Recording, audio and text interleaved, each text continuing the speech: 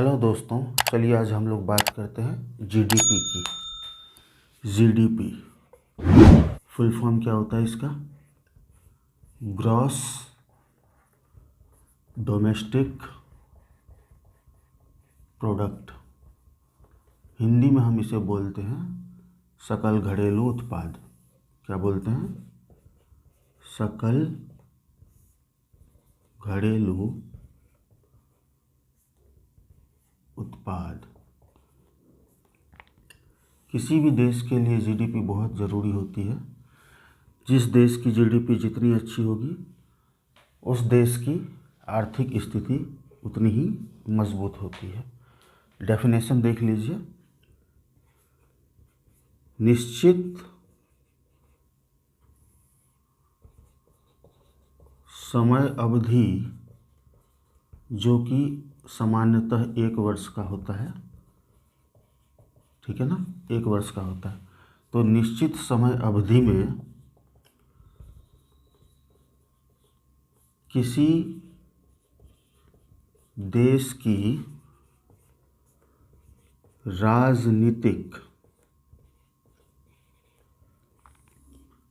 सीमा के अंदर किया गया वस्तुओं का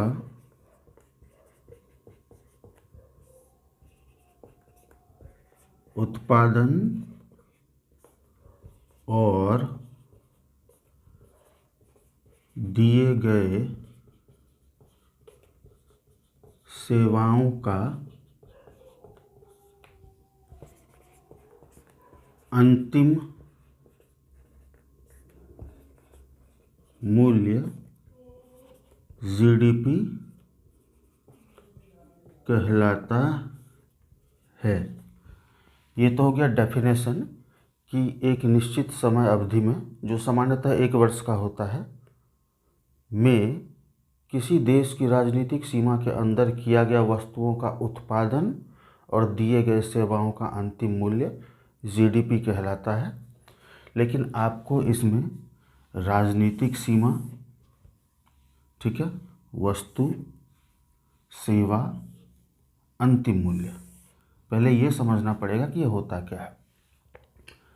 राजनीतिक सीमा के अंदर ही देश की भौगोलिक सीमा भी आ जाती है। तो भौगोलिक सीमा होती है हमारी स्थलीय सीमा और सामुद्रिक सीमा, जो भी हमारे चारों तरफ है एलओसी, और समुद्र में जो 12 नॉटिकल माइल तक होती है। लेकिन राजनीतिक सीमा क्या होती है? जैसे भी किसी भी देश में भारत का कोई भी एरोप्लेन गया या पानी का जहाज़ गया या ट्रेन गया, वो रहती तो है दूसरे देश की सीमाओं में, लेकिन उस पर अधिकार किसका होता है? भारत सरकार का होता है। जैसे विदेशों में भारत के दूतावास बने हुए हैं, तो भारतीय दूतावास में जो ट्रांजैक्शन होता है मनी का, वो आता किसके पास है? भारत सरकार के पास आता है।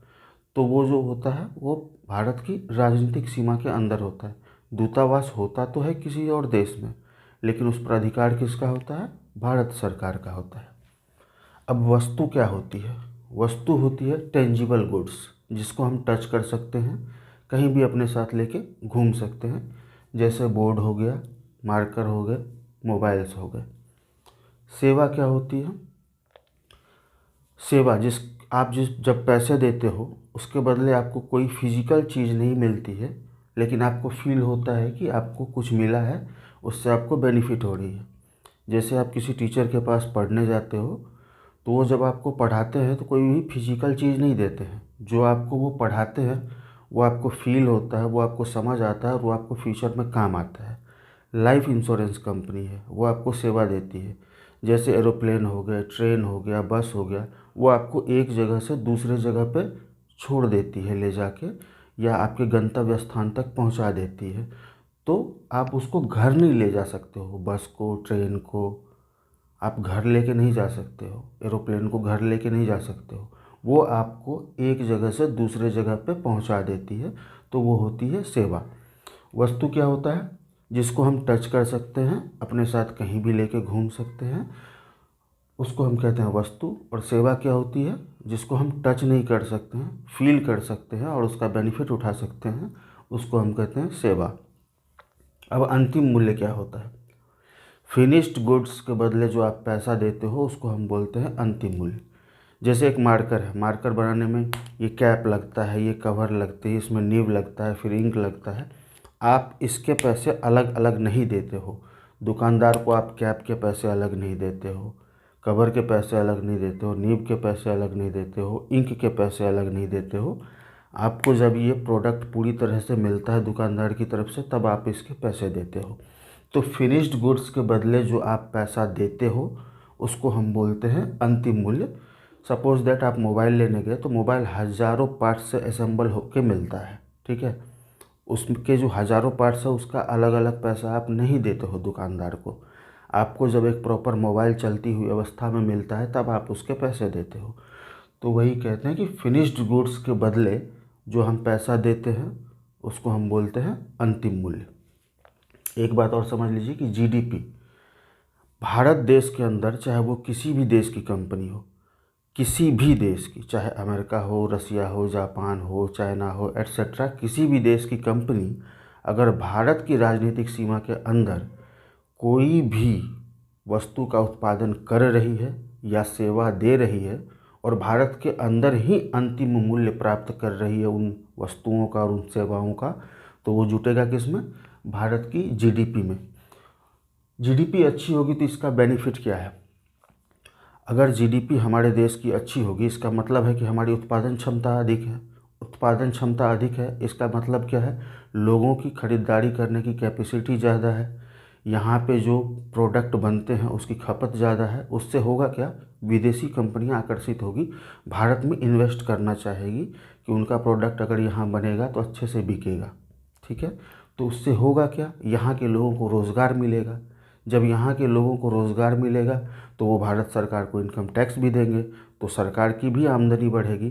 तो ओवरऑल किसी भी देश की जीडीपी अगर अच्छी है तो उस देश की आर्थिक स्थिति उतनी ही मजबूत होती है। लास्ट में एक बार और डेफिनेशन कि निश्चित समय अवधि में यानी एक वर्ष में किसी भी देश की राजनीतिक सीमा में किया गया वस्तुओं का उत्पादन और दिए गए सेवाओं का अंतिम मूल्य क्या कहलाता है? जीडीपी कहलाता है। आई होप आपको इतना सब कुछ क्लियर होगा। कोई भी दिक्कत होगा तो प्लीज़ मुझे कमेंट करें एंड अपना सजेशन दें। Thank you so much. मिलते हैं दूसरे वीडियो में।